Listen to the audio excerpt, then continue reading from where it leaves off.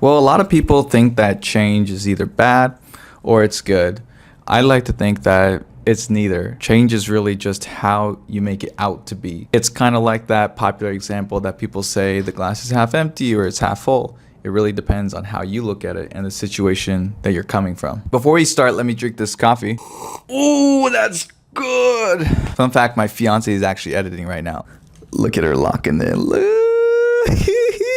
She makes great YouTube videos as well. You can subscribe to her. Link is in the description. Her channel is much more successful, but if you go there, make sure to subscribe and let her know that you came from this channel. Okay, before we share this video, I want to share some random updates. A few videos ago, I started my winter arc video, which is just sharing about my health journey. Right now, in that video, I think I was weighing 173, and currently I am at around 168, 169. So we are making progress. We continue to grind. And my goal, I think, is to be around the 165 mark, just trying to lose a little bit more of that fat. And I think what's been helping is I've been running more. I've been consistently getting my 8,000 steps. So that has been a huge plus. And then on another note, I celebrated 4 years with my fiance. So of us being together, which that is crazy. Time flies when you're having fun. Thanksgiving, it's coming up. And if you're watching this, I want to say that I'm thankful for you. Thankful that you're spending this time with me now. I probably won't have a video out next week. Gonna try to be with the family, but appreciate you wherever you are right now, watching on your phone, laptop screen, iPad, leapfrog, and hopefully you can have some good food. All right, let's get back to the video. You know, first off, why are we scared of change? Why are we so resistant? And I try to ask this myself all the time, because if there's any constant in life, it's going to be that there will always be change. Nothing is ever going to go according to plan. And sometimes that's good. Sometimes that's, sometimes you're not even able to think of a plan that good. But in the other side of it, sometimes it goes the exact opposite of how you hoped it would go. I think it's a safety mechanism. I think this fear is driven from, us wanting to feel safe, because a lot of the times when there's change, it creates what was a quote unquote predictable environment into an environment that we can no longer predict, making it very difficult for us to decide our next steps. What should we do? Am I going to be able to do X? I have to completely rethink how I thought about this. And a lot of that feels like it's connected to that feeling of safety. I mean, who doesn't want to be comfortable and be able to know what's going to happen and have a very predictable plan and everything goes right? Like I think we would all like that, but unfortunately that's just not real life. We are scared of change, not because of the change itself, because we don't know what that means for us. We are having to readjust and create that definition, and that can be scary, especially when it's an environment that you're not familiar with. Early on in my career, when I was doing freelancing and I was creating schedules for my shoot plan or for the days that I'd be filming, I had a very precise plan with when things would start and when things would end. And when the day arrived, I would set up everything I needed to set up and I would start hitting record. And throughout that time, I would refer to my schedule. Like we all know now, not everything goes to plan. And when one of the things didn't work out, it actually made it difficult to proceed to the next part of the plan, which makes it difficult to proceed to the next part of that plan. And so there was an issue there. I created a plan that was so constricted and had to be so perfect in my performance that if there was an error, everything else would sort of fumble. It was because I didn't have a margin for error or a margin for change. I didn't leave that opportunity or give myself additional time for if things didn't work out. And I try to think about this moment from time to time when I'm in situations where I didn't expect change. I have to remind myself, I have a vision, I have a plan for myself, and that's all great and all, but the world also has a plan. 8 billion people also have their own plan. If I create a plan that has no room for change, I'm setting up myself for failure, or at least I'm setting up myself for a lot of disappointment. If the plan only consisted of you and it had no external factors to it, maybe you could get away with that. But even then, you're not always going to be able to perform or operate in the way that you always expect to be. People get sick, you get sick, things happen. And the point of this is not to say you should not have a plan. The point is you have a vision for your plan instead of looking at it as very linear. Or if I do this, I'm going to get here. Look at it as more of an anchor, as okay, here's where I want to be. How that process looks like doesn't need to be a straight shot. And in most cases, it's not going to be.